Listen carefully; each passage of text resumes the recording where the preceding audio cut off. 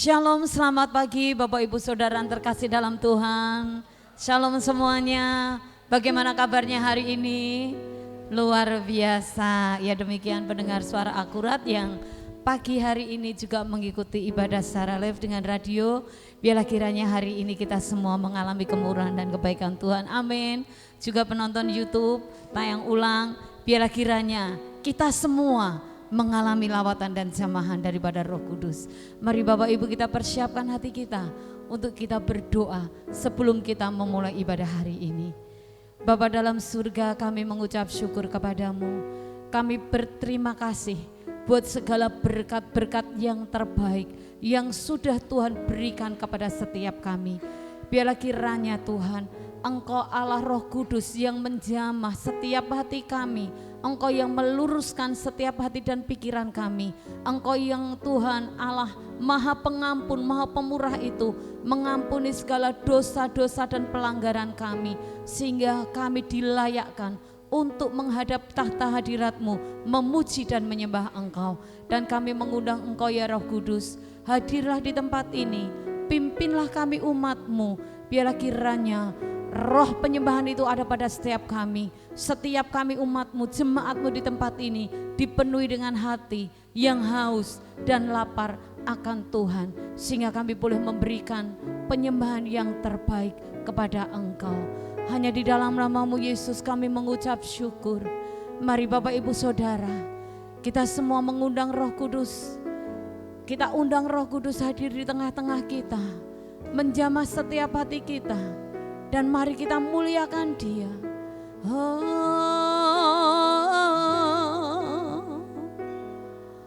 Kami mengundang-Mu ya Roh Kudus. Kami membuka hati, kami membuka hidup kami. Hadirlah di sini ya Roh Kudus. Berikanlah pada setiap kami hati yang haus, hati yang rindu untuk menyembah Tuhan.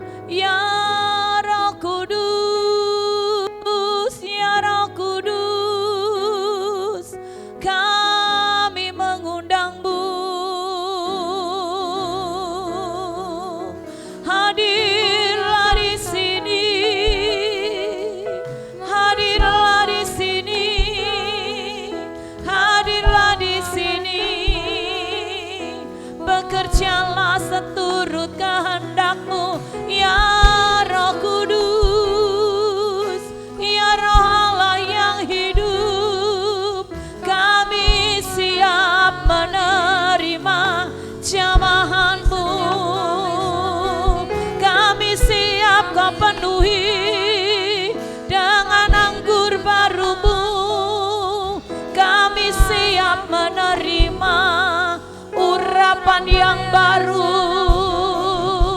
Mari jamah, mari jamah setiap hati kami, setiap hati kami. Ya Roh Kudus, kami muliakan Engkau, kami muliakan Engkau. Kami sanjung tinggi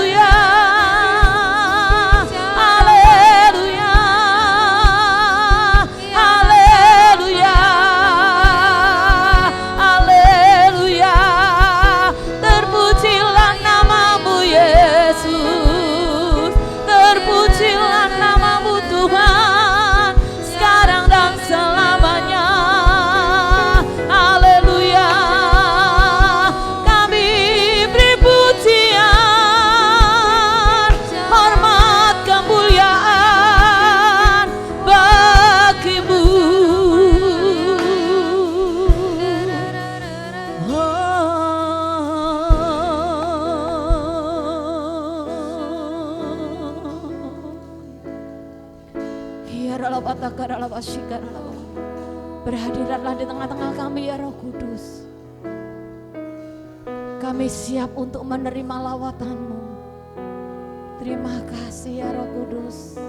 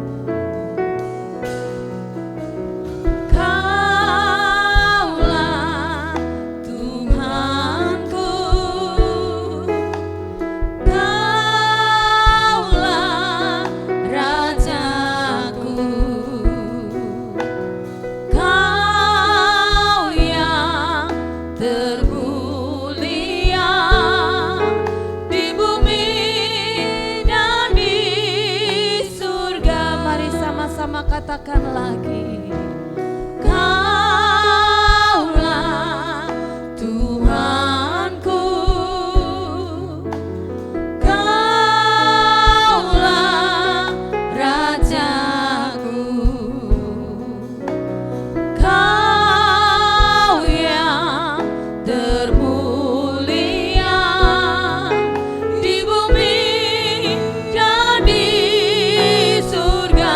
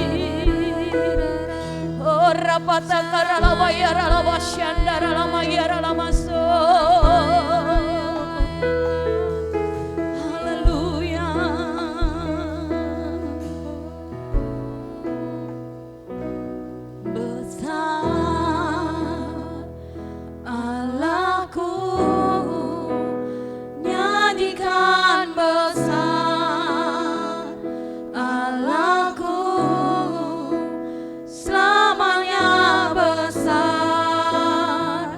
dan ajaib.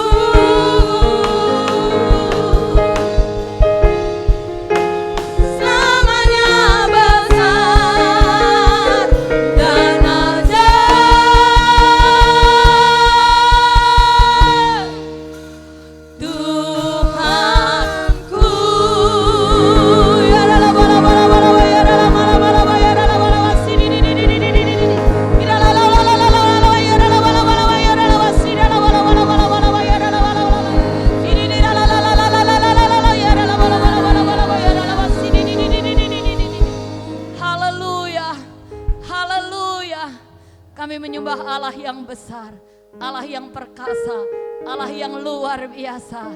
Haleluya, terpujilah namamu Tuhan. Di dalam namamu kami akan terus menyembah. Mari semua sama-sama katakan dengan saya, haleluya, haleluya, haleluya. Berikan aplaus yang luar biasa. Haleluya. Tuhanlah kekuatan kita dan mazmur kita. Amin. Hanya kepada Dia biar hati kita terus percaya.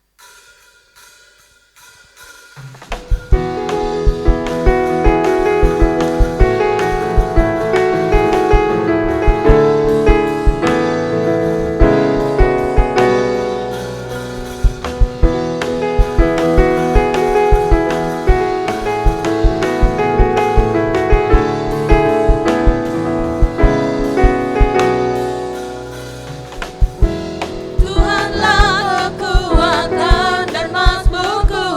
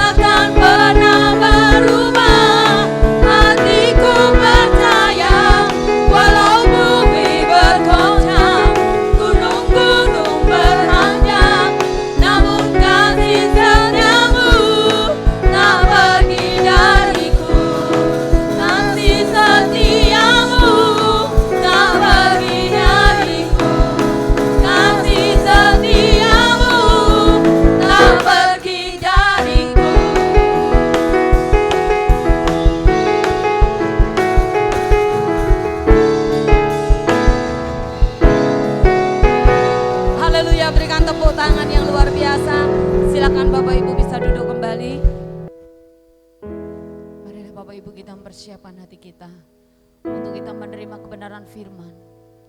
Fokuskan hati dan pikiran kita hanya kepada satu pribadi, Yesus Kristus. Terima kasih Tuhan. Kau Tuhan yang sempurna, Kau Tuhan yang luar biasa.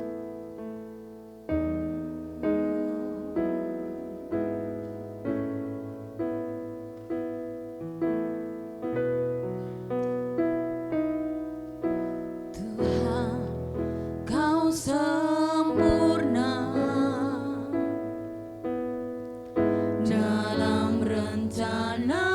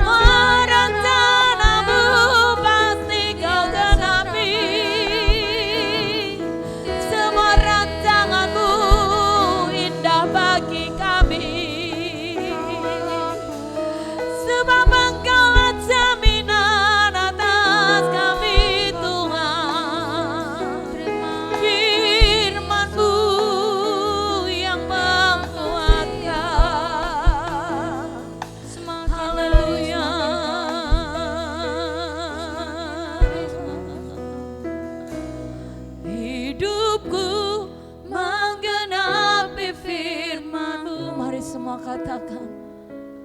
Tanda mujizat sertai tiap langkahku, Kau bersamaku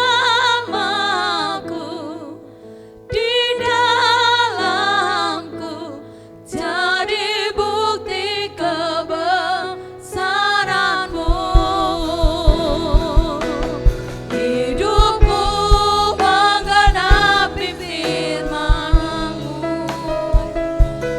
tanda mujizat sertai tiap langkahku, Kau bersamaku di dalamku, jadi bukti kebesaran-Mu.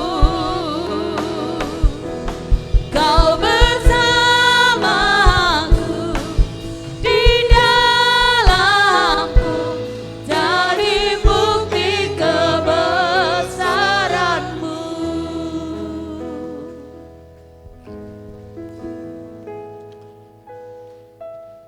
Mari kita sama-sama berdoa. Bapa, terima kasih. Pagi ini kami boleh berada tempat ini karena anugerah-Mu. Anugerah yang memberi kami kehidupan baru pagi ini. Jadi kalau kami hidup dan kami ada, semua karena anugerah Tuhan. Syukur dan terima kasih ya Tuhan. Kami percaya hidup kami akan diberkati, hidup kami akan dipermuliakan Tuhan, hidup kami akan dibuat Tuhan sukacita, hidup kami akan dibuat Tuhan senang, hidup kami akan dibuat Tuhan diberkati. Dan kami sudah ada di ruang ibadah ini, dan kami akan menikmati apa yang Kau sampaikan sebagai isi hati-Mu kepada kami. Mari Tuhan, berbicaralah pada kami semuanya. Kami telah siap untuk mendengarkan firman-Mu. Dalam nama Yesus kami berdoa, serta mengucap syukur, sama-sama kita katakan amin. Shalom Bapak Ibu Saudara semuanya. Ya, 3 minggu berturut-turut Bapak berkhotbah tentang anugerah. Intinya anugerah yang kita terima itu pertama-tama menyelamatkan kita, katakan amin. Yang kedua, mengerjakan dalam diri kita tidak hanya anugerah keselamatan, tapi dalam diri kita anugerah itu punya kuasa. Kuasanya apa? Merubah diri kita, hidup kita menjadi lebih baik atau lebih sesuai dengan Tuhan Yesus. Dibawa terus karakternya semakin mirip dengan Tuhan. Lalu yang ketiga, kalau Dia telah memberikan nyawanya untuk kita diselamatkan, pasti juga Tuhan bertanggung jawab untuk hidup yang diberikan pada kita. Tidak mungkin dibiarkannya kita binasa, mati sengsara atau tidak bisa makan. Iman itu. Katakan amin. Tinggal tadi, kalau Tuhan menyelamatkan saya, masa saya dibiarkan gitu sayang? Pasti kita diurus Tuhan. Nah ini yang sambungannya nih, tapi tidak lagi soal anugerah. Bicara tentang harapan, harapan itu adalah sesuatu yang diinginkan seseorang atau pasangannya, bersama pasangannya. Tentang misalnya berharap ingin punya rumah. Apalagi? Berharap kita panjang umur. Betul Bapak Ibu ya? Harapan itu sesuatu yang belum digenggam. Istilahnya kalau orang yang tidak beriman katakan moga-moga, semoga gitu loh. Berharap aku bisa sampai umur sekian, berharap aku punya rumah, berharap aku bisa punya kerja lebih baik lagi. Itu namanya harapan. Katakan amin. Katakan amin. Sekali lagi ya Bapak Ibu ya. Harapan itu apa sih? Harapan itu gini, sesuatu yang kita ingini. Kita sama keluarga atau pasangan berharap saya punya rumah, gitu. Banyak ya yang coba tua juga belum punya rumah, berharap bisa punya rumah. Itu nama harapan, belum punya tapi berharap bisa punya rumah. Lalu berharap apa lagi? Berharap usia kita panjang dan sehat-sehat semuanya. Itu namanya harapan, Bapak Ibu, amin. Kalau Bapak Ibu itu berdoa ulang tahun ulang tahun, Anda mengucapkan semoga panjang umur dan sehat selalu. Itu harapan loh. Habis ucapan itu seorang yang mati kan bisa juga jadi. Tapi itu harapan kita semua. Doa saya berharap dia yang saya ucapin tadi itu umurnya panjang dan sehat selalu. Namanya harapan Bapak Ibu. Ada amin? Ada amin? Nah semua kita yang hadir ruang ini, semua kita memiliki harapan. Tidak satu pun yang hidup tidak memiliki harapan. Kecuali orangnya udah mau mati, frustasi, namanya tidak ada harapan. Katakan amin. Nah, seorang perempuan yang mengalami pendarahan 12 tahun, nanti bisa dibaca di kitab Markus, dia punya pengharapan. Firman katakan, dia udah berobat kemana-mana, bahkan hartanya semakin lama semakin habis karena dia berobat itu. Tapi ketika dia ketemu Yesus, tumbuhlah harapan barunya. Betul nggak? Asal aku jamah saja ujung jubahnya, saya pasti sembuh. Nah, ini yang saya pasti sembuh tuh harapan yang disertai iman. Jadi banyak orang punya angan-angan, punya harapan. Moga-moga saya begini, moga-moga rezeki saya, moga-moga anak saya dapat jodoh dan sebagainya. Itu harapan yang belum tentu terjadi. Tapi semua orang wajar punya harapan. Katakan amin. Iya, selagi kita hidup punya harapan. Tapi ada harapan yang sertai dengan iman. Seperti siapa? Seperti tadi perempuan yang mengalami pendarahan 12 tahun. Dia layak putus asa, betul nggak Bapak Ibu? Kata firman, dan firman itu adalah ya dan amin, tidak bohong. Dikatakan dia udah berobat kemana-mana, mungkin juga datangi tabib, dukun, dokter ahli, spesialis, segala macam rumah sakit datangi tapi nggak kunjung sembuh kata firman Tuhan. Tapi ketika dia ketemu Yesus, dengar tentang Yesus, tumbuhlah harapan baru. Katakan harapan baru. Harapan baru. Harapan barunya itu kawin sama imannya, match. Dan dia berkata, jadi ucapan ya, asal saya sentuh saja ujung jubahnya, saya pasti sembuh. Cakep sekali. Itu yang Tuhan mau kita punya yang begitu, bukan harapan kosong, angan-angan. Moga-moga saya dapat rezeki, itu juga harapan boleh. Tapi pernah nggak Anda punya harapan, imanmu juga bekerja di dalam harapan itu? Tangkap Bapak Ibu? Sulit kan dimengerti? Harapan semua orang bisa punya harapan, tapi kan ada harapan aja yang tidak kita kawinkan dengan iman kita.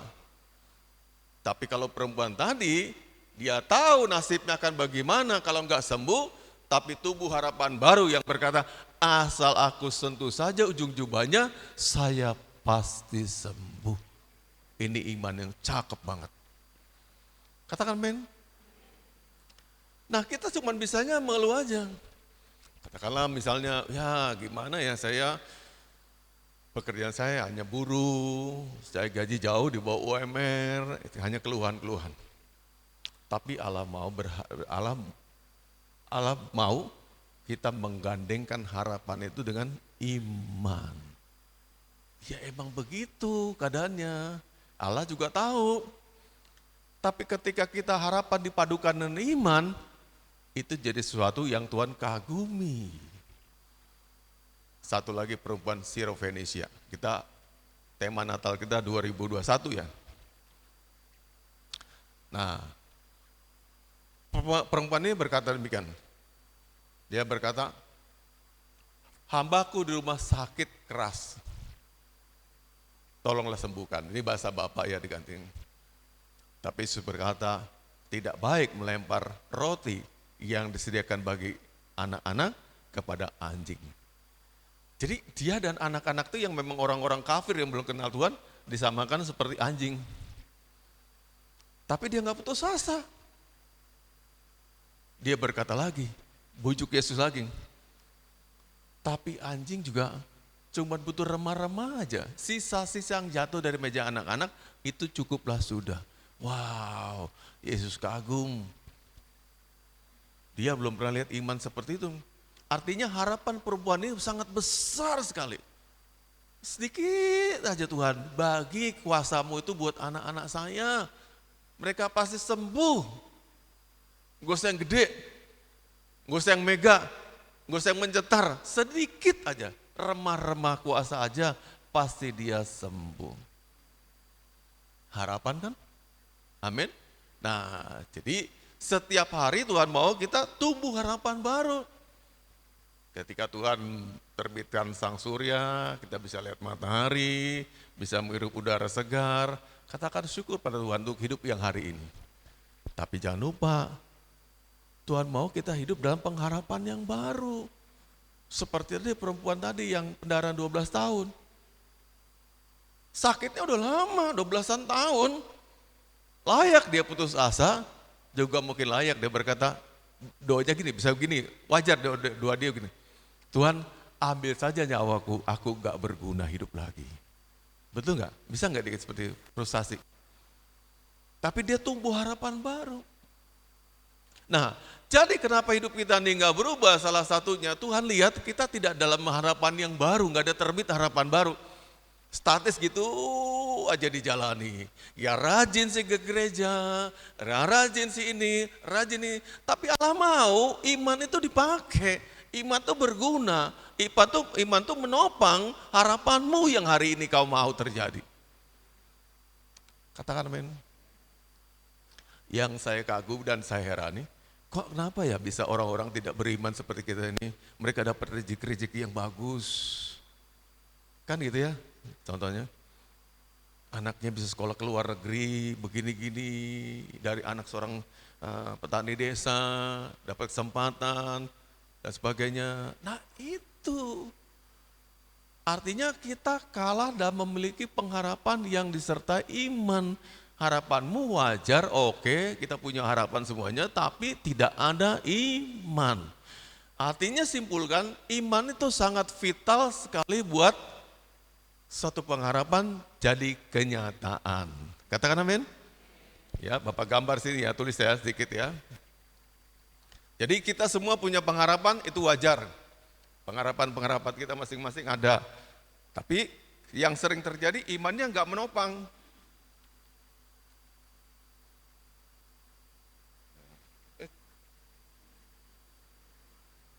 Nah ini ya, jadi sering terjadi itu imannya nggak menopang. Nah, Allah mau kita, Tuhan tahu setiap orang yang hidup tuh pasti punya harapan, punya pengharapan. Katakan amin.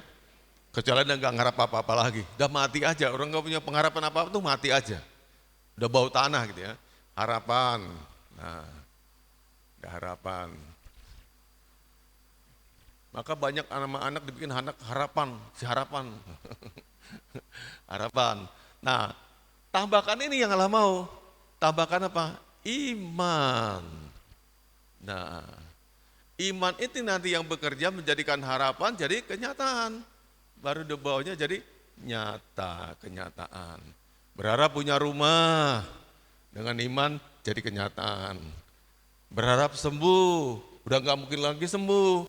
Makin parah sakitnya. Datang iman seperti perempuan tadi yang pendarahan 12 tahun jadi sembuh. Gak punya kerjaan di mana-mana, datang imannya jadi kenyataan. Jadi kapan satu harapan itu dapat berubah jadi kenyataan? Ketika ada iman. Katakan amin. Nah, jadi berarti iman itu vital Bapak Ibu, katakan amin. Vital. Harapan tinggal harapan tanpa iman. Betul? Dan tidak pernah jadi kenyataan di bawah ini. Tapi satu harapan dengan iman, dia pasti bisa jadi kenyataan. Walaupun kadang nggak persis. Bisa lebih baik lagi dari yang diharapkan atau kurang sedikit. Tapi yang jelas untuk membawa harapan menjadi kenyataan dibutuhkan yang tengah ini. Nah kita, ini yang harus kita perbesar. Urusan kita beribadah, datang ke gereja, dengarkan firman Tuhan, ikut komsel, baca Alkitab, doa pagi, mesbah, memperbesar ini Bapak Ibu. Say amen. Enggak urusan yang lain, pokoknya ini aja. Iman saya urusin. Baru hidup Anda berubah. Anda tidak akan nyinyir lagi. Anda enggak jadi orang pesimis lagi. Anda enggak jadi orang yang suka hoax-hoax itu. Kalau imanmu bekerja. Kenapa? Karena kenyataan. Terjadi perubahan demi perubahan di hidup kita.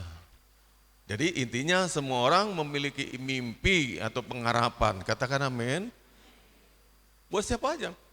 Gelandangan-gelandangan di pinggir jalan juga mereka juga punya harapan. Ingin hidupnya lebih baik lagi. Betul ya Bapak Ibu? Sama kita hidup kita punya harapan. Kecuali kita mati, udah mati nggak ada harapan lagi. Selama kita hidup, semua orang punya pengharapan. Ada harapan di dalam dirinya. Tapi persoalannya bagaimana harapan itu dapat kita wujudkan menjadi kenyataan. Ini persoalannya kan.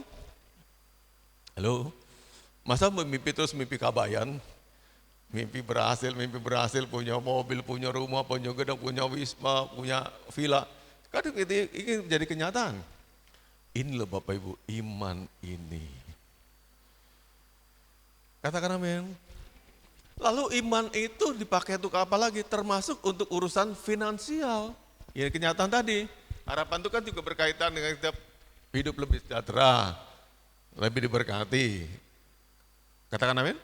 Dan sebagainya. Nah berarti kenyataan yang dapat terwujud tadi, saya Bapak tambahkan lagi tapi dalam kurung ya. Untuk urusan juga keuangan dan sejahtera. Nah ini, ternyata ibadah kita tuh gak ibadah-ibadahan aja. Ada kaitannya sebagai perwujudan pengharapan kita dan untuk juga jaminan kehidupan keuangan ini. Katakan amin. Iya, otomatis dong, kalau mimpimu jadi kenyataan, hidupmu juga berubah. Finansialmu juga berubah, katakan amin. Ya, Bapak nggak usah jelaskan. Pokoknya kalau saya berubah, baju saya lebih baik, rumah saya lebih baik, makan saya lebih baik, itu artinya saya punya uang lebih baik. Halo? Mudeng Bapak Ibu. Kalau Bapak hidupnya lebih baik, makan saya lebih baik, apalagi? Semua lebih baik, itu artinya uang saya lebih baik dari orang lain. Cocok Bapak Ibu?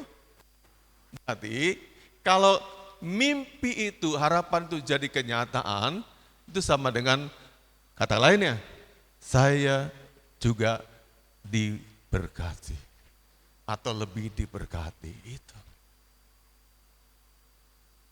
Berarti bukan satu-satunya cara kita supaya kita dapat berkat itu mengolah, minta modal, butuh modal, tambah tenaga, tambah usaha, sebagainya. Rezekinya datang karena apa? Imanmu. Karena iman yang dapat berubah pengharapan menjadi kenyataan. Kenyataan yang terjadi itu pasti diikuti dengan demonstrasi kemampuan yang lebih lagi. Katakan amin. Oke lah, hidup orang sederhana bisa saja ya. Orang tuh mampu beli sepatu beli yang 1 jutaan, saya katakan. Ya tapi nggak ada sih sepatu beli 1 jutaan kalau asli. Bapak Ibu udah bangga bisa beli parfum 100 ribu, itu masih air itu Bapak Ibu. Kalau parfum yang asli tuh udah 2 juta, yang wanginya nggak hilang-hilang, kecium sampai satu ruangan tuh, itu harganya demikian. Jadi kita udah bangga bisa beli parfum 100-200 juta, aku parfumku 200 juta, 200 ribu, itu masih air. Tambah esen wangi-wangian. Apalagi kalau beli di luas 3.000 perak, tambah air banget. Nggak usah bangga punya gituan, itu air pasti ya. Seperti basah sebentar, ada nah udah hilang lagi, nggak kecium lagi. Sisanya nanti kalau itu bajunya putih pasti kuning-kuning bekasnya. Karena kimia ya. Nah, maksud saya kalau kita diberkati, kita berubah dalam segala hal. Tapi boleh jadi cara dan gaya hidup kita sederhana. Betul Bapak Ibu? Sederhana. Orang sederhana tuh bisa jadi dia udah bisa beli mobil, dia masih pakai sepeda motor. Sederhana, karena cukup pakai itu aja udah bisa kebutuhan transportasinya. Ada amin?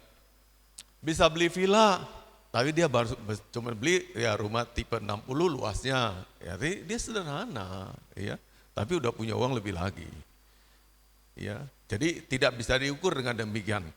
Tapi intinya dalam satu kehidupan orang yang sudah lebih tadi ya, hanya dulu memiliki harapan, sekarang udah bisa punya kenyataan, jadi kenyataan, orang tuh kehidupannya pasti ininya sudah lebih baik semuanya. Katakan. Nah, digandengkan dengan yang kemarin Bapak katakan, anugerah tadi itu membuat kita juga tidak dibiarkan hidup dalam kemiskinan. Cocok. Jadi hati Allah itu memang ingin memberkati kita anak-anaknya. Kita anaknya loh. Katakan nama saya, kita adalah anak Tuhan. 2, 3, kita adalah anak Tuhan. Anak Tuhan. Kalau saya anak Tuhan, Bapak saya kaya raya, saya tidak mungkin dibiarkan menderita miskin dan tidak punya apa-apa. Dipadukan, saya juga punya iman. Nah kan cocok kan? Hatinya Allah tuh mau memberkati saya juga punya iman, bangun iman saya, tumbuhkan iman saya, maka ini tidak mustahil jadi kenyataan. Tidak mustahil. Apa Allah tersinggung ketika Anda jadi kaya raya? Tidak. Senang. Iya, Pak Nono, senang enggak? Senang. Apa Allah sakit hati ketika Anda kaya raya? Anda mungkin sesama Anda sakit hati. Dia kok bisa gitu ya? Aku belum begini. Ada nyinyir, nggak senang sama dia, melengos kalau dia lewat pakai mobilnya. Gitu ya. Itu kita. Kalau bangga ketika kita lewat begitu pakai mobil, wah Tuhan dari surga, bagus anakku, begitu loh Bapak Ibu. Ya, kalau manusia nyinyir, sakit hati. Senang lihat orang lain susah, susah lihat orang lain senang. Itulah kita. Semoga di Genpil gak ada gitu. Senang lihat orang lain susah, susah lihat orang lain senang. Itu dia. Gak suka orang lain maju, diberkati. Tapi Bapa di surga tidak, dia suka kita diberkati. Suka banget. Senang hatinya, bangga anak-anaknya berhasil. Ayo kita kembalikan pada diri kita masing-masing. Semua punya anak nih yang udah keluarga. Kalau anak Anda berhasil, Anda senang enggak?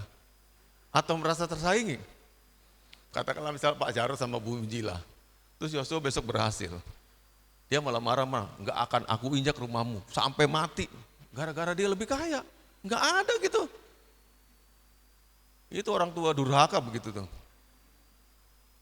Susah jerih payah dia sukakan anak-anak, pasti membuahkan sukacita juga ketika anaknya berhasil. Sebaliknya, ketika anaknya miskin dan susah, hati orang tuanya pasti juga ikut susah.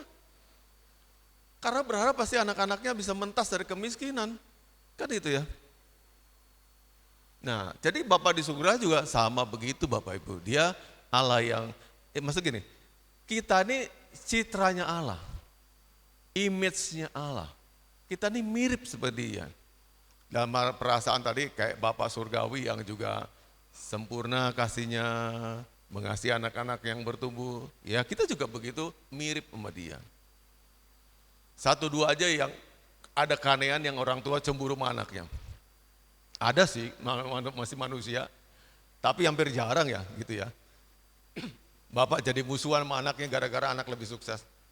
Yang bapak dulu dokter umum, praktek puskesmas, anaknya sekarang dokter ahli, praktek di rumah sakit besar, dia cemburu.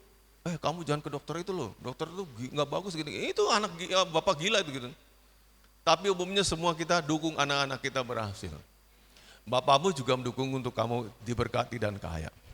Tidak usah ragukan, kalau Allah memberkati kita, dia suka kita diberkati. Tapi ini yang dibutuhkan Bapak buka hari ini. Iman ini kuncinya Vita. Dia setuju kita diberkati, dia setuju kita kaya, dia setuju kita populer, dia setuju kita berhasil. Iman kita ini kenapa enggak kita tubuhkan? Karena menjadikan harapan jadi kenyataan butuh iman, digandeng sama iman. Katakan amin. Cukup jelas nggak nih pengajarannya? Bapak nggak usah banyak tunjuk ayat-ayat deh, ya. Pokoknya itu intinya. Seperti tadi contohnya perempuan yang pendaran 12 tahun tadi. Digandeng sama iman, jadi hari itu juga dia mengalami kesembuhan. Karena firman Tuhan katakan segera Yesus merasa ada kuasa yang mengalir keluar dari dalam dirinya. Sampai dia tanya sama orang sekitarnya, siapa tadi pegang-pegang saya? Halo, Anda kalau sedikit firman Tuhan, kok hebat banget ya. Yesus merasa betul ada tenaga yang keluar dari dirinya menyembuhkan si wanita tadi. Dia tambah ketakutan pasti. Yesus sebenarnya tahu ya, Dia tanya itu pada orang umum untuk orang ini ngaku. Yesus pasti tahu siapa tadi yang jamah dia. Tapi kenapa dia tanya? Dia ingin perempuan ini tampil ke depan untuk mengaku dirinya. Dan dia betul-betul dia ngaku, saya Tuhan. Saya sudah sakit lama, 12 tahun, tidak ada harapan lagi. Dan satu-satunya harapanku adalah pada Tuhan. Nah, itu iman. Ketika Anda datang pada Tuhan dan berkata, satu-satunya harapanku, satu-satunya jalan, the only one way untuk jadi kaya, jadi berhasil, jadi sukses adalah meminta daripadamu Tuhan. Tuhan senang, tapi banyak kita yang enggak begitu. Nah, jadi Bapak Ibu, kalau kita pergi ke gereja tiap hari, bawalah pengharapan dan katakan pengharapan ini hanya bisa selesai di dalam tangan-Mu Tuhan. Tolonglah saya untuk punya iman seperti wanita yang mengalami pendarahan 12 tahun. Ada amin? Supaya Tuhan anugerahkan iman buat kita. Lalu iman tadi itu matching dengan harapan ini dan jadi kenyataan. Jadi semua yang kita harapkan itu sah-sah saja. Allah nggak pernah berkata, jangan mimpi yang ini nggak bagus dan segala macam. Allah berikan banyak larangan-larangan. Tidak, setuju apa aja. Kecuali harapan berbuat jahat. Yang namanya harapan, nggak ada harapan yang demikian. Aku berharap suatu waktu aku bisa bunuh Pak Presiden Jokowi. Nah itu namanya bukan harapan tuh. Itu rancangan kejahatan namanya. Ya, nggak ada demikian. Satu ketika aku akan begini, enggak, itu bukan harapan. Harapan pasti semua yang tulus, yang murni, yang suci dari dalam hati kita. Katakan amin. Sekarang buat pasangan suami istri, gitu juga sama. Suami punya harapan, istri punya apa harapan. Mereka juga pasti padukan harapan mereka bersama-sama. Katakan amin. Lalu mereka butuh siapa? Dua-duanya butuh Tuhan. Untuk mewujudkan harapan ini. Tuhan, pada kami sudah ada pengharapan, kami punya harapan demikian. Kami percaya kalau Engkau mewujudkannya, itu pasti jadi kenyataan digenggam di tangan kami. Tolonglah kami untuk beriman untuk hal ini. Katakan amin.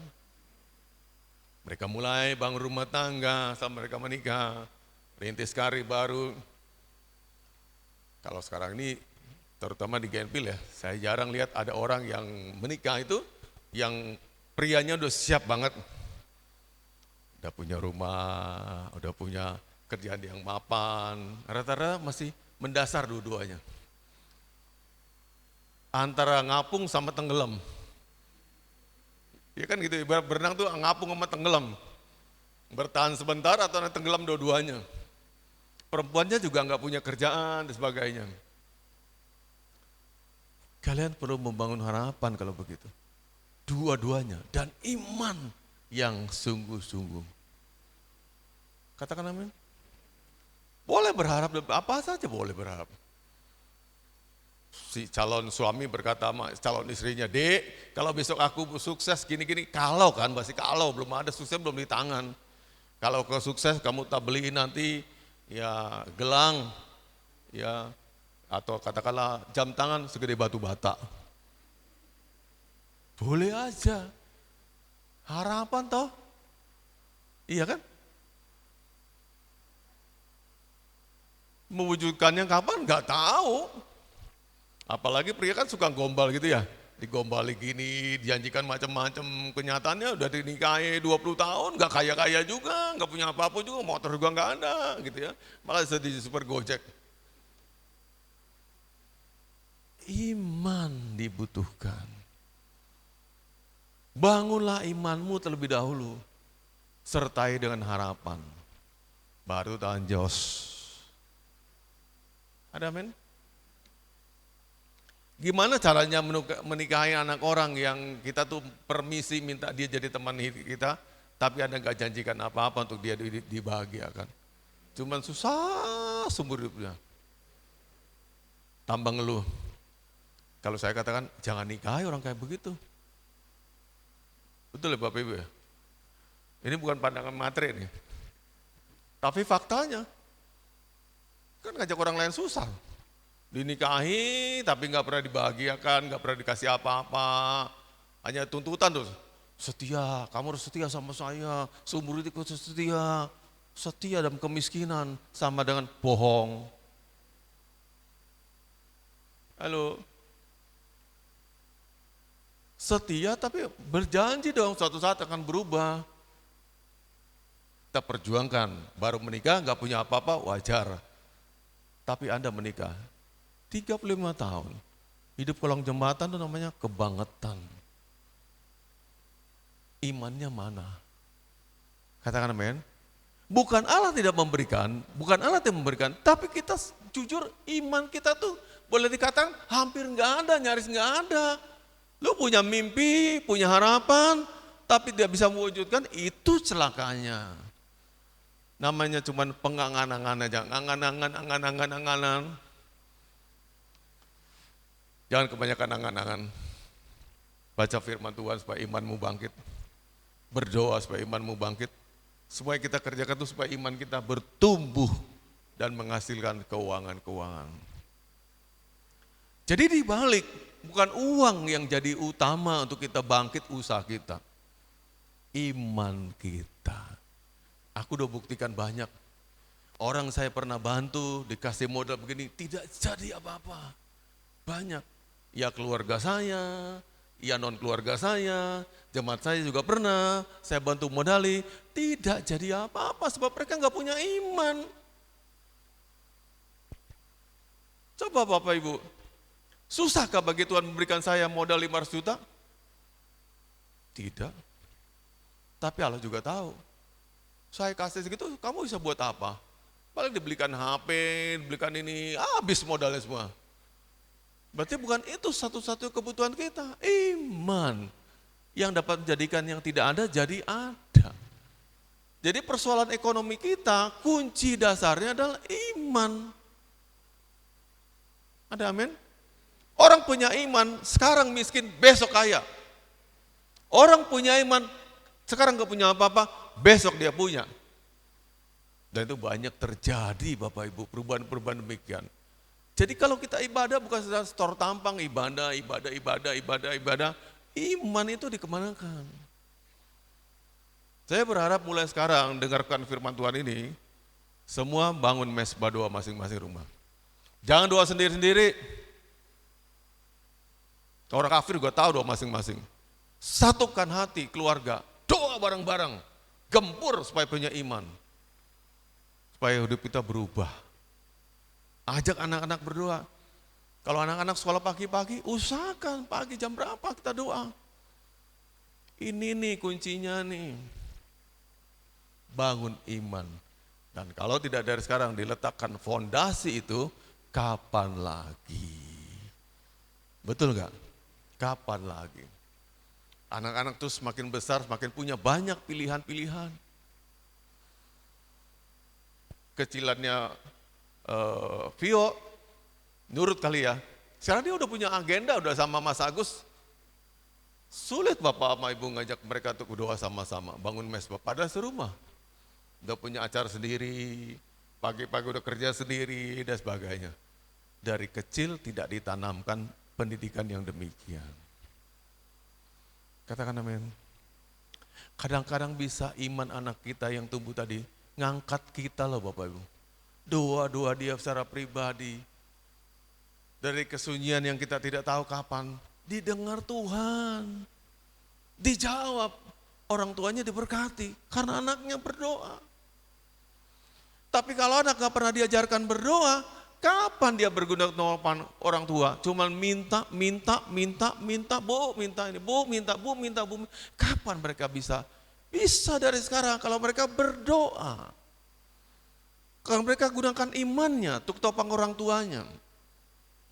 Jadi kita nggak sendirian hidup di dunia ini, hanya sepasang suami istri, anak-anak kayak kepisah timnya. Satukan anak-anakmu satu tim dengan engkau berdoa. Meminta pada Tuhan. Dalam mesbah doa pagi atau sore atau malam terserah. Ya pagi nggak sempat masing-masing doa nggak apa-apa, tetap ada mesbahnya. Apa tuh mesbah doa yang sore atau malam hari, doa kumpul semua, doa pulang jam 9 sampai setengah 10 sebelum tidur kan bisa juga. Waktu yang pendek itu nggak apa-apa, doa sama-sama, doa bareng-bareng. Secapek-capeknya saya kadang-kadang selalu paksa gitu. Dit, ayo kita doa sama-sama. Dit, doa sama-sama. Ya mungkin dia udah terbiasa di asrama. Kadang-kadang nggak merasa punya kebutuhan. Tapi ketika ada sama-sama pulang di rumah, Dit sama-sama doa. Baca firman Tuhan, sama-sama, sama-sama, sama-sama, sama-sama, sama-sama. Kenapa Bapak ngomong gini? Lihat, satu dosa Akan. Akan itu salah satu dari orang Israel yang jutaan orang. Katakan amin. Dia berdosa. Di tim itu, dia kemaruk. Ngambil harta orang-orang yang lari tadi, tunggang langit, tentara tunggang langit tadi. Ditinggal gitu aja, disembunyikan di bawah tanah. Jadi urusan serius Tuhan.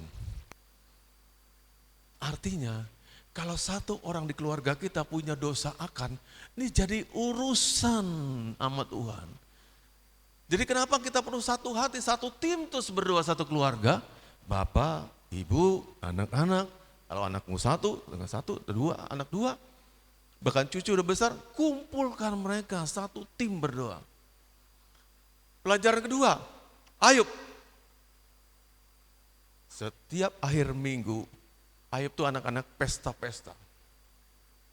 Ayub orang takut akan Tuhan. Hari Seninnya semua anak-anak dikuduskan, mulai kerja baru kuduskan. Ampuni mereka Tuhan, kalau mereka kemarin malam minggu pada pesta-pesta, dansa-dansa, minum, mabuk dan sebagainya, aku kuduskan mereka. Bapak ini Bapak yang bertanggung jawab, supaya tim itu tim yang diberkati. Jadi satu orang nyeleneh itu bisa akibat rontok ekonomi ini. Harapannya pudar lagi. Jadi ternyata bukan cuma iman bapaknya dan kerja keras dan modal. Kesatuan dalam keluarga itu perlu berdoa sama-sama. Visinya satu, menyenangkan Tuhan. Gerak langkahnya satu, semua ke gereja. Semua nyembah Tuhan. Katakan amin. Coba buka ya. Mazmur 133:1. Mazmur 133:1.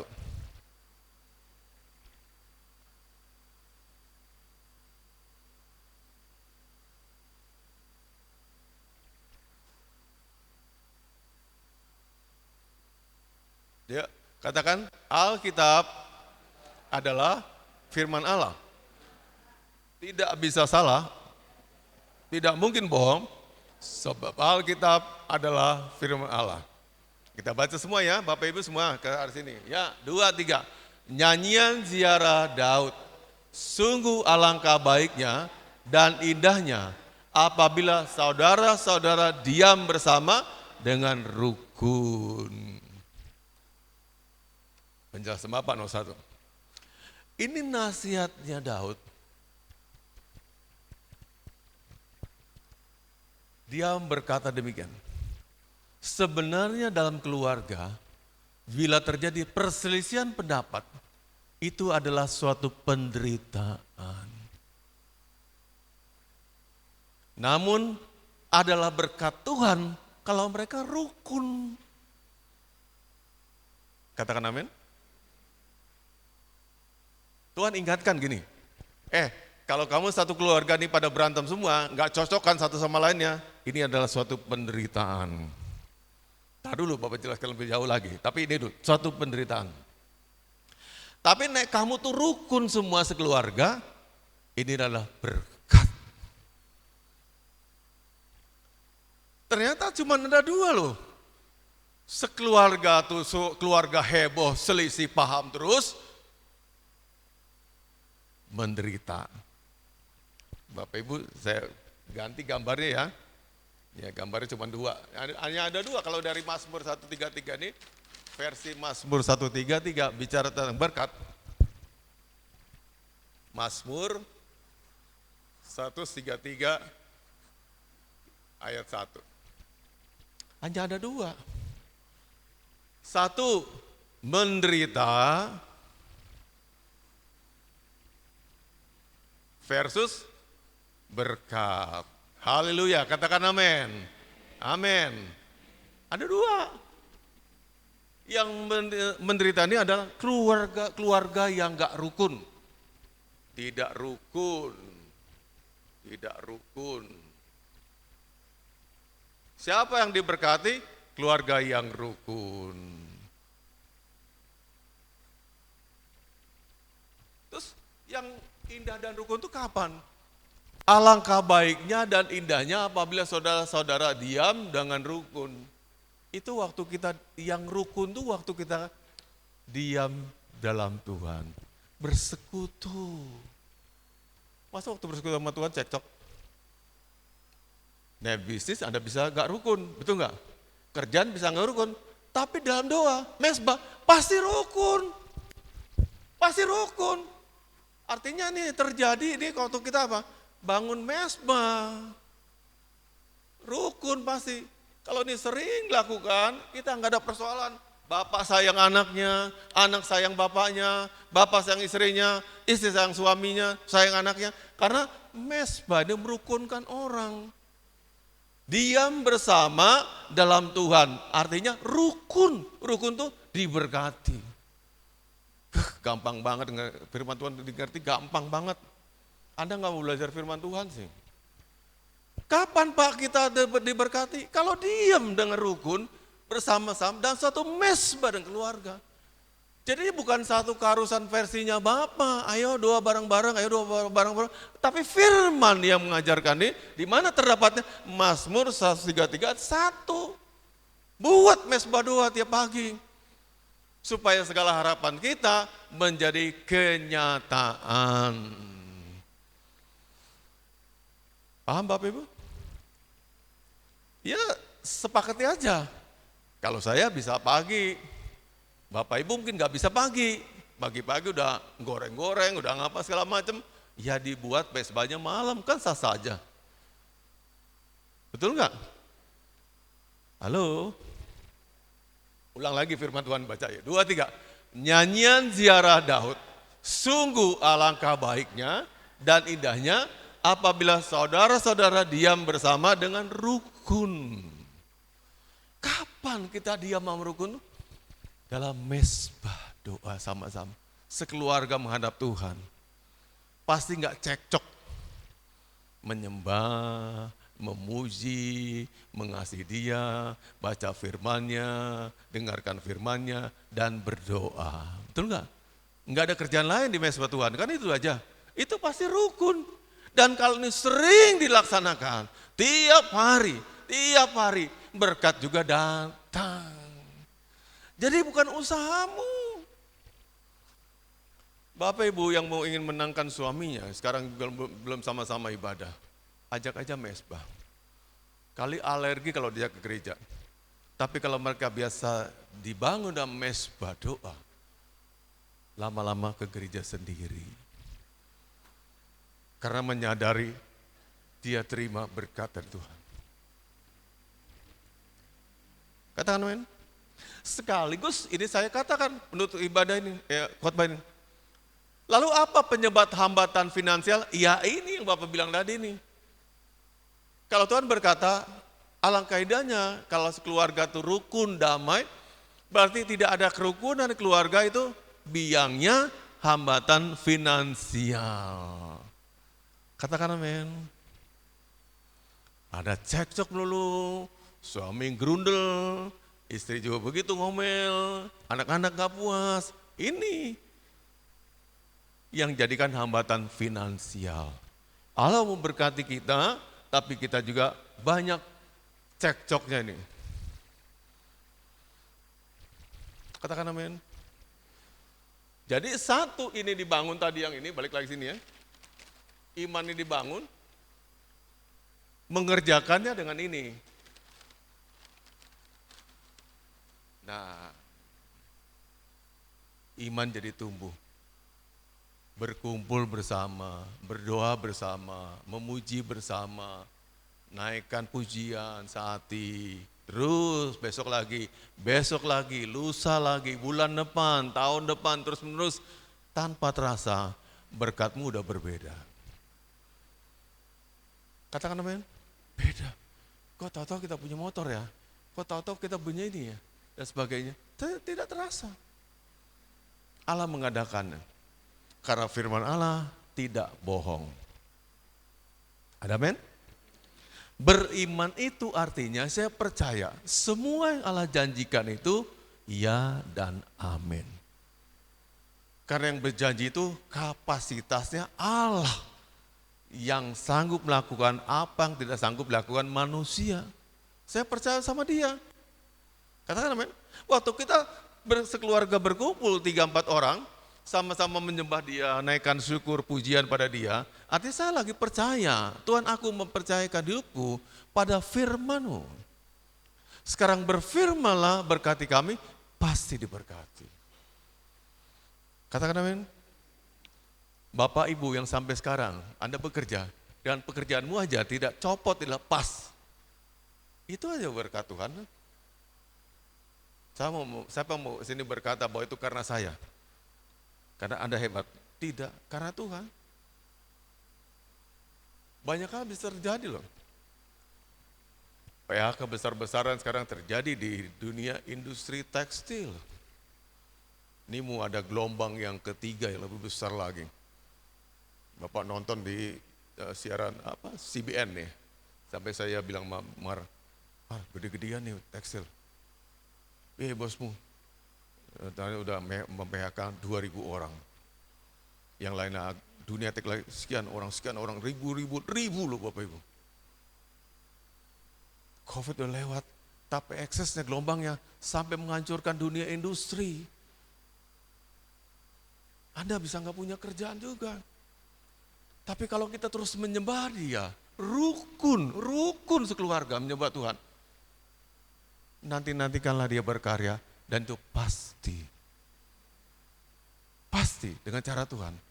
Dagang kecil-kecilan yang terus Tuhan berkati, meningkat lagi, itu juga dengan cara Tuhan juga. Sementara kita sulit mempertahankan pekerjaan kita, apalagi naik gaji, naik ini segala macam, tuntutan makin besar. Anakmu SD, SPP-nya SPP SD. Anakmu kuliah, SPP-nya SPP kuliah. Udah beda kan? Iya Bapak Ibu, benar nggak? SPP SD ikut bos, nggak bayar apa-apa, sekolah gratis, tis. Nek keterimanya di swasta kuliah, pasti bayarannya ada.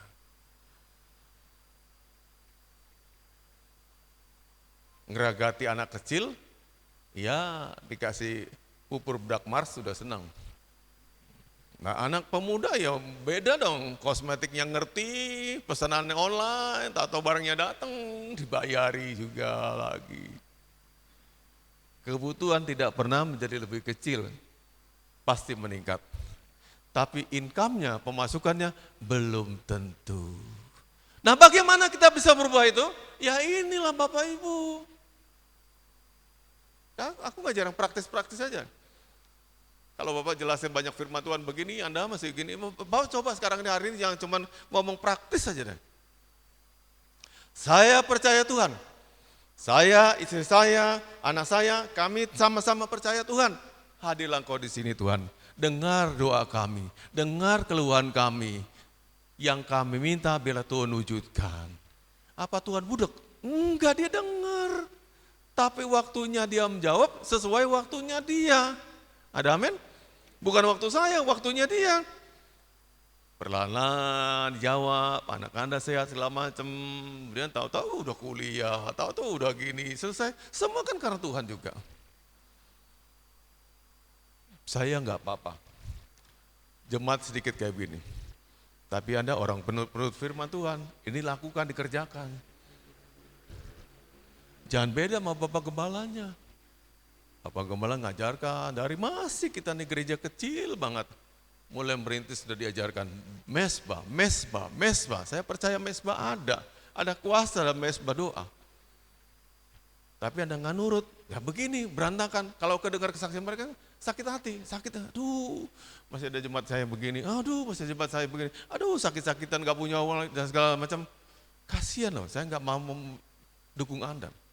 Tapi coba sungguh-sungguh, pagi-pagi letakkan semua kerjaan apapun juga cari Tuhan dulu. Cari Tuhan lebih dulu.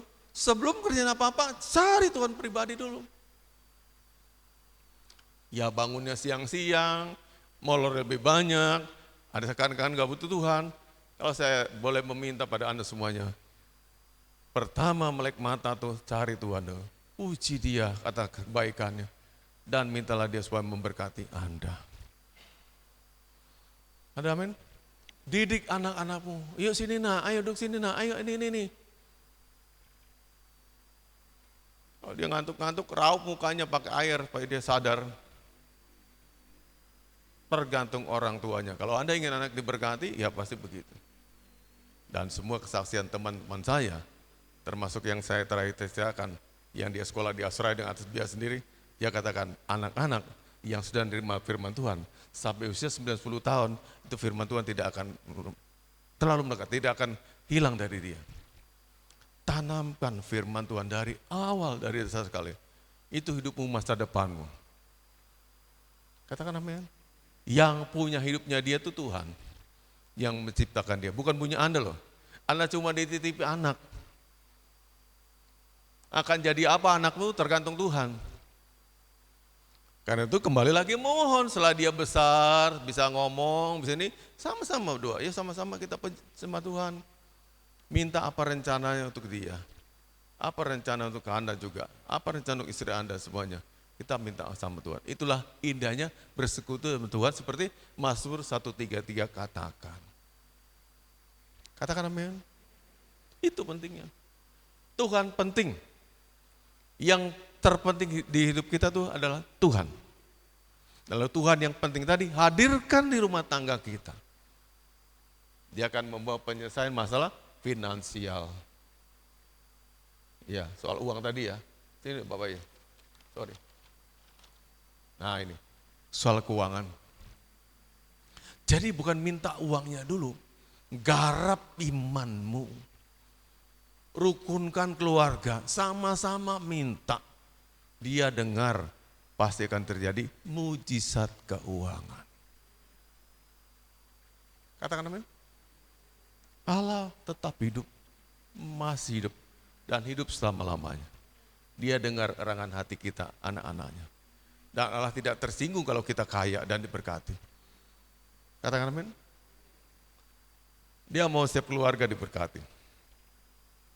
Supaya kita jadi kesaksian yang berbeda ke dunia luar sana. Jadi sebenarnya bukan soal kerjaan. Kerjaan apa yang kita miliki, bisnis apa kita miliki, dan sebagainya. Berkat itu datangnya pribadi kok. Untuk saya beda dengan buat Pak Markus. Buat saya beda sama buat Pak Heru. Pak Heru beda sama Pak Nono. Dia akan mainkan sebagai orkestrasi, tahu anak orkestrasi? Misalkan ini ada 50 pemain violin, ada gitaris 10 orang, ada ini segala, ada bass segala macam, itu kan orkestrasi, berbagai-bagai alat musik. Tapi outputnya kan harus suara indah jadi satu. Katakan amin. Beda-beda tuh permainan, beda-beda. Ada main cello, ada violin kecil, segala macam ya. Ada musik brass juga beda-beda, atau trompet punya suara sendiri, saxophone punya suara sendiri, klarin juga ada suara sendiri. Tapi ketika jadi orkestrasi dimainkan sama-sama, ini muncul dulu, ini muncul, lihat tangannya dirigen, ngatur. Tuhan tuh persis kayak dirigen tuh. Munculkan buat Pak Nono dapat diberkati. Anda tahan diri dulu, nanti ada waktunya muncul. Enggak mungkin seorang dibutuhkan dan dipakai dalam suatu orkestrasi, Anda nganggur dari awal sampai akhir, enggak ada. Dalam paduan suara kami itu, suara saya suara tenor ya, bagian tenor sama bass tuh, ngawalnya sampai kira-kira seperempat cuma terus sampai akhirnya. Sampai baru kita keluar liriknya. Tapi kan dipakai untuk itu. Orkestrasi juga begitu. Nah kita nih adalah alat di tangannya Tuhan. Kapan munculnya, silakan ayo lihat tangannya dia. Waktunya Anda muncul, pasti diberkati. Waktu Anda main yang luar biasa. Di luar itu Anda main ngerusak. orkestrasinya Tuhan. Betul nggak? Jadi udah pemain segini banyak nih, ada pegang violin, ada pegang gitar bass segala macam tuh, ngekok sendiri kan, ngekok, rusak lagu kan. Langsung usir keluar sama diri kan, keluar, kamu ngerusak. Kira-kira gitu juga kita. Anda mau tampil sendiri, maksa-maksain Tuhan, cepat Tuhan, aku butuh uangnya, cepat Tuhan. Malah diusir nanti. Sabar, ikuti waktunya Tuhan. Kalau udah Tuhan waktunya tunjuk Anda, tidak mungkin orang lain membatalkan penunjukan Tuhan. Gak mungkin. Katakan amin. Sekarang semua proyek itu harus lewat tender. Zaman Bapak dulu di awal sebentar, lalu mulai tahun 9, berapa sih lupa. Mulai ada sistem lelang, saya sempat mengalami tidak lelang. Semua tinggal saya tunjuk semuanya, rekanan orang ketiga tinggal tunjuk. Dapat, banyak sekali. Kalau saya mau tak kumpuli orang ada yang mau ngasih saya mobil Bimantara, ngasih ini, ngasih segala macam, gampang. Dulu zaman dulu, penunjukan langsung. Kayak gitu juga, Allah juga punya kuasa menunjuk siapa diberkati dan tidak bisa dibatalkan siapapun juga. Kalau udah tunjuk Ricky, kamu nanti yang akan mengganti miliki base PO, bis PO Rosalia Indah. Kita gigit jari semuanya. Anda hanya berkata, kok bisa sih Ricky? Kok bisa sih Ricky? Kan banyak kita begitu. Cemburu kalau orang lain diberkati, atau katakanlah kita susah ketika orang lain diberkati. Jangan punya mental yang begitu. Semua udah diatur Tuhan. Kalau dia memang anak raja, anaknya Tuhan, berkat terserah Tuhan mau ngasih apa saja. Katakan amin. Tuhan juga lakukan penunjukan kedua. Tunjuk, Maria, kamu jadi bosnya pentil ban mobil. Ya dia tunjuk begitu kita, ya rezeki kita berarti urusan pentil, yang tadi yang punya PO-nya. Mau apa? Kan bisa kita bantah juga. Itu udah halang atur gitu kan? Halo, Tuhan tunjuk ke Pak Markus. Urusan, kalau ada mobil serempet, kamu bagian itu. Bagian seksi, storing. Cuma storing doang. Jalan sana sini capek, gajinya UMR. Dia protes sama Tuhan. Tuhan aku begini, Ricky itu biasa-biasa aja. Tapi kok dia jadi punya, aku kok cuman bagian storing. Jatahmu memang itu. Ada amin? Kita coba belajar ngerti, cara Tuhan begitu loh Bapak Ibu. Ngatur rezeki itu. Nah kita memang disuruh Tuhan meminta tadi itu. Harapan-harapan ini supaya jadi kenyataan. Dengan apa? Olah iman. Katakan amin. Mulai sekarang nih, mulai Bapak khotbahkan nih, setiap keluarga sempetin. 15 menit lebih baik daripada tidak pernah sama sekali berdoa bersama-sama sama keluarga. Sempetin kalau ingin keluarganya diberkati Tuhan. Katakan amin. Ya 14 jam aja sama-sama. Duduk sama-sama sini di kursi. Sang Bapak mulai bacakan firman Tuhan hari ini. Diajak doa sama-sama, berkati anak-anakmu. Lepaskan mereka pergi dan lepaskan mereka juga ke tempat kerjanya. Ada adab sepanjang hari itu. Karena udah melepaskan tugas Anda dan berkati anak-anak Anda. Katakan amin. Ya begitu, itu orang tua yang bagus begitu. Dan itu tugasnya para kaum pria, kaum bapak. Mereka wakili Tuhan untuk berkati. Waktu bapak tadi tumpangkan tangan atas anaknya, itu tangan Tuhan sebenarnya memakai tangannya dia untuk berkati. Rugi Anda sama-sama jadi bapak, enggak pernah tumpangkan tangan atas anak-anaknya. Kalau Anda protes, kok anakku begini Tuhan jadinya orang lain berkati? Tuhan bisa menjawab begini, ya kamu sebagai bapak, kamu enggak pernah tumpangkan tangan atas anak-anakmu. Ya jadi aku enggak berkati dia. Tumpangkan tangan. Kaum bapak adalah citranya Allah. Wakil Allah di bumi untuk keluarga-keluarga. Kok begitu? Lain kali Bapak khotbahkan. Memang jatahnya perempuan berbeda. Itu jatah laki-laki yang diberikan Tuhan otoritas yang Allah berikan buat bapak-bapak. Berkati mereka anak-anakmu. Berkati istrimu, berkati keluargamu. Katakan amin. Mereka ada dalam ranahmu, dalam jangkauanmu. Siapa yang akan disalahkan ketika satu keluarga berdosa? Semuanya bapak-bapak mulai dulu. Ketika Tuhan menghukum para pemberontak-pemberontak, Korah, Datan, Abiram masuk ke tanah semuanya. Itu gara-gara pemberontakan bapak-bapaknya. Anak-anak, istri yang gak berusaha apa-apa ikut nyelam semuanya. Kasihan kan? Halo, bapak-bapak kalau ada undangan, para pria kita doa sama-sama, datang ke gereja. Kita mau menjadi kepanjangan tangannya Tuhan memberkati keluarga kita. Ada amin? Cuman 1 jam kok, lamanya kan gara-gara Pak Lukas ajak latihan aja. Saya bantu warnanya diobat sama dia kok, cepet Pak, jangan lama-lama Pak. Gitu. Jadi nggak bisa lama-lama. Pria adalah imam di dekat dengan keluarga. Katakan namanya. Kasihan wanita yang udah tinggal hidupnya sendiri. Mereka tidak punya imam lagi. Dia merangkap. Ibu rumah tangga juga imam. Tapi juga ada wanita, suaminya masih hidup, nggak berfungsi apa-apa jadi imam. Ayo kita perbaiki. Kalau mau keluargamu diberkati, anak-anakmu berubah. Jangan cuma salahkan istri. Bapak-bapak koreksi dulu. Ada juga nggak pernah tanamkan nilai-nilai pada anak-anakmu. Katakan amin. Izinkan anak-anak jadi berkati karena Anda yang tumpangkan tangan. Dan anak-anak pesan terakhir, istri, juga doakan imammu. Lah imammu mati. Enggak ada lagi saluran Tuhan memberkati keluarga kamu. Betul enggak? Saya bersyukur. Bapak-bapak sini, ya puji Tuhan masih umurnya panjang. Ini banyak bapak-bapak yang enggak ibadah sini. Anda punya peran strategis wakil Tuhan di muka bumi ini untuk memberkati. Mari kita berdoa.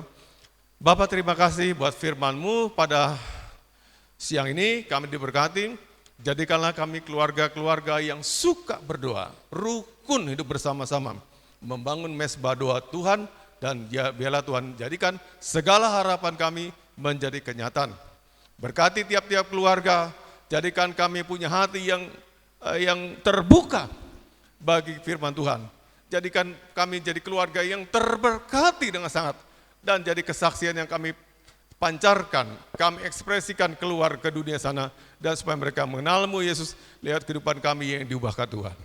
Munculkan kebaikan-Mu ya Tuhan, kami percaya. Tuhan pimpin hidup kami tiap hari, bulan demi bulan, tahun demi tahun, dalam penyertaan Tuhan. Sekarang kami hendak pulang dan membawa berkat daripada Tuhan. Bapak, Ibu, Saudaraku yang kukasih dalam Tuhan, arahkanlah hatimu kepada Tuhan. Terimalah berkatnya dan aminkan setiap kata-kata berkat yang kau dengar. Tuhan kiranya memberkatimu dan memelihara hidupmu.